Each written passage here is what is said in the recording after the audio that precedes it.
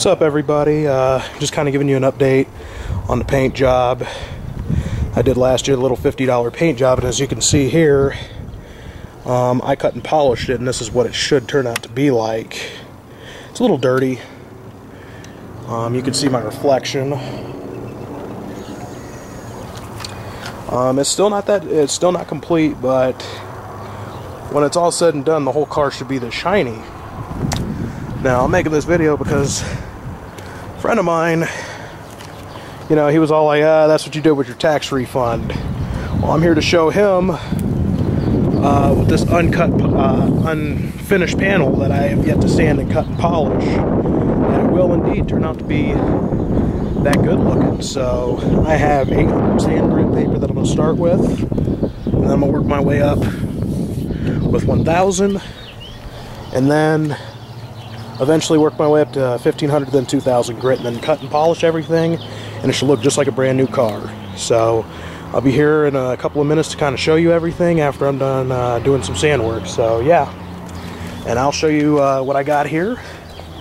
I got this little sandpaper here from Walmart, and I got this thing at Walmart as well, this turtle wax buffer. It works really well. I highly suggest anybody to get that when they do the $50 paint job. And I also got, you know, the 3M sandpaper, and make sure you try to get as much sandpaper as you can when you do this. I got 2 sets of 2,000 grit since I'm going to redo the entire car, and I highly suggest stocking up on sandpaper before you take on a job like this. So let me go on ahead and get started on this project, and I'll see you in a bit. Okay, I just got through sanding it with 800 sand grit, then 1,000, then 1,500, then 2,000 grit. And I mean, it looks pretty shiny with the water on. But once all this stuff dries off, it's just going to look horrible. I mean, you can see a little bit of the residue right there. It looks like a nightmare when you do that. But this is pretty much the last stage of what you got to do to make your paint job pop. So what you do is you get one of these. Again, you pick that up at Walmart for 20 bucks. And you get this right here, the Meguiar's Ultimate Compound. Put a little drop of that onto this, your foam. Cut and polish for about 20 minutes. And I'm going to show you what that looks like. Well, there you go. This is the whole fender after I cut and polished everything with the polishing compound. It looks really good. It feels really OEM-like. Fingers are dirty, but this is what it should have been looking like from day one, and as you can see, it's pretty nice. See, this is what it typically looks like if you don't cut and polish it, which eventually I'm going to have to go over. But after about the time it takes you to go to a doctor and an Xbox game, $60 in about an hour and 20 minutes of your time, you know, taking your time and doing it right, this is what the end results can look like. A couple of things I do want to point out. I don't know if you can see it in the video, but there is going to be some residue underneath. That'll either buff out, or you're going to have to go back and wash that off yourself. Typically, I'm just going to take my hand and just do that. It'll come off as well.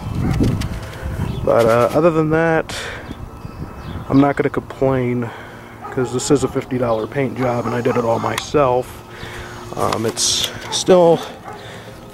It's not consistent right here, you know, but it's alright. It looks a hell of a lot better than it did earlier. You know, I can actually see my reflection.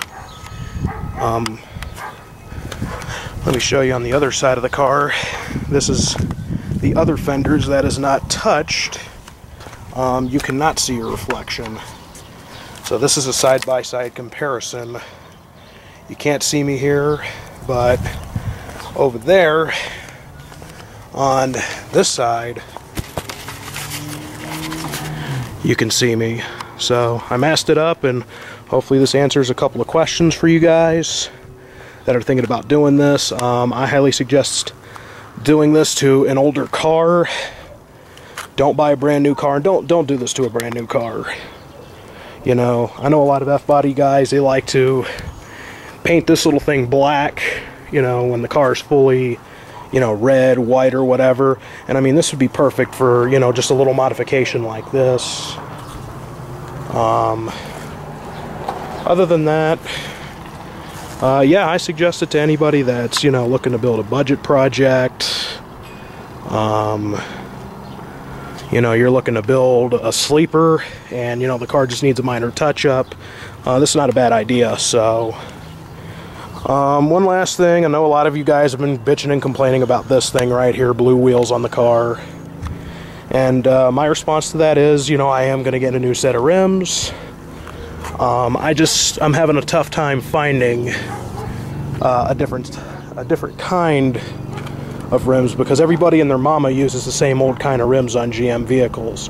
They either have Z06s or they have C5s or ZR1s. So I'm looking for something a little bit different, something a little bit more influenced by the imports. You know, if anybody's got suggestions, or, you know, they can lead me to a site.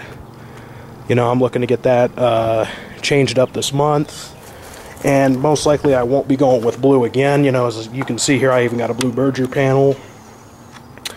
That's probably going to get changed out as well when I'm done cutting and polishing this entire vehicle.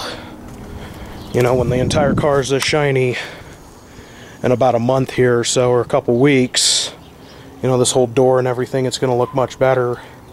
The wheels are going to get changed out, and I don't know. I'm definitely going to color the rims some other color. I'm thinking chameleons, but I don't know yet. You know, these were just kind of like, you know, I had the idea in the back of my head and just said, you know, whatever, and just did it. And I kind of like it this way. It gave it its own personality. It definitely sets it off from the rest of the Camaros I've seen at the other car meets. So you can see out here in Colorado Springs, this is my hometown. It's getting windy and late, so I hope this answers some questions. If you guys got any questions or comments, feel free to hit me up. And talk to you guys later. Bye.